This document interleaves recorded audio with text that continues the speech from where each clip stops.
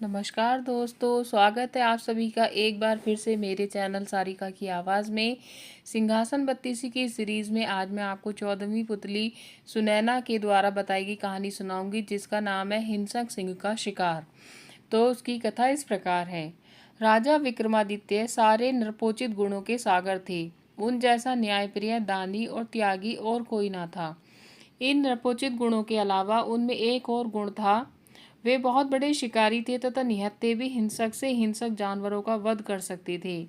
उन्हें पता चला कि एक हिंसक सिंह बहुत उत्पात मचा रहा है और कई लोगों का भक्षण कर चुका है। इसलिए उन्होंने उस सिंह के शिकार की योजना बनाई और आखेट को निकल पड़े। जंगल में घुसते ही उन्हें सिंह दिखाई पड़ा और उन्होंने सिंह के पीछे अपना घोड़ा दौड़ा दिया। वह सिंह कुछ दूर पर एक घनी झाड़ी में घुस गया। राजा घोड़े से कूदे और उस सिंह की तलाश करने लगे। अचानक सिंह उन पर झपटा तो उन्होंने उस पर तलवार का वार किया। झाड़ी की वजह से वार पूरे जोर से नहीं हो सका, मगर सिंह घायल होकर दहाड़ा और पीछे हटकर घने वन में गायब हो गया। वे सिंह के पीछे इतनी तेजी से भागे कि अपने साथियों से काफी दूर निकल गए। सिंह फिर झाड़ियों में छुप गया। राजा ने झाड़ियों में उसकी खोज शुरू की। अचानक उस शेर ने राजा के घोड़े पर हमला कर दिया और उसे गहरे घाव दे दिए। घोड़ा भय और दर्द से हिनहिनाया तो राजा पलटे। घोड़े के घावों से खून का फव्वारा फूट पड़ा। राजा ने दूसरे हमले से घोड़े को तो बचा लिया, मगर उसके बहते खून ने उन्हें चिंतित कर दिया। वे सिंह से उसकी रक्षा के लिए उसे किसी सुरक्षित जगह ले जाना चाहते थे, इसलिए उसे लेकर आगे बढ़े। उन्हें उस घने वन में दिशा का बिल्कुल ज्ञान नहीं रहा। एक जगह उन्होंने एक छोटी सी नदी बहती देखी। वे घोड़े को लेकर नदी तक आए ही थे कि घोड़े ने रक्त अधिक बह जाने के कारण दम तोड़ दिया। उसे मरता देख राजा दुख से भर उठे। संध्या गहराने लगी थी, इसलिए उन्होंने आगे न बढ़ना ही बुद्धिमानी समझा।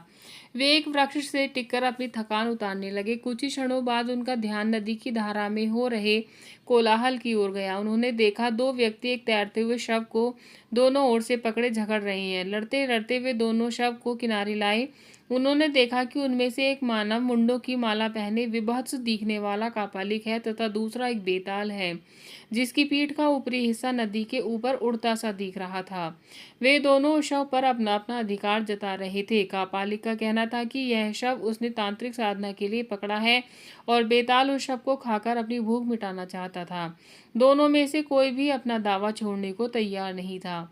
विक्रम को सामने पाकर उन्होंने उन पर न्याय का भार सौंपना चाहा तो विक्रम ने अपनी शर्त रखी। पहली यह कि उनका फैसला दोनों को मान्य होगा और दूसरी कि उन्हें वे न्याय के लिए शुल्क अदा करेंगे। कापालिक ने उन्हें शुल्क के रूप में एक बटुआ दिया जो चमत्कारी था तथा मांगने पर कुछ भी दे सकता था।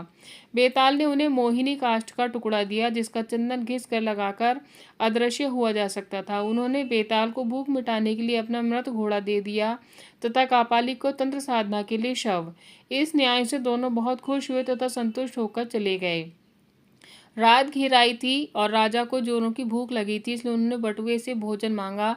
तरह तरह के व्यंजन उपस्थित हुए और राजा ने अपनी भूख मिटाई। फिर उन्होंने मोहिनी काष्ठ के टुकड़े को घिसकर उसका चंदन लगा लिया और अदृश्य हो गए।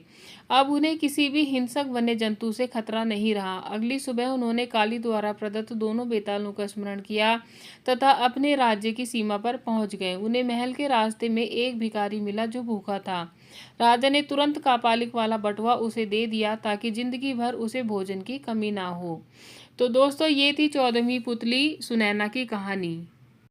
यदि आपको सिंहासन बत्तीसी की सीरीज पसंद आ रही है तो प्लीज़ आप मेरे चैनल को सब्सक्राइब कर लीजिए और बेल नोटिफिकेशन को प्रेस करना ना भूलें, जिससे कि आने वाली हर कहानी की नोटिफिकेशन आप तक पहुंचती रहे।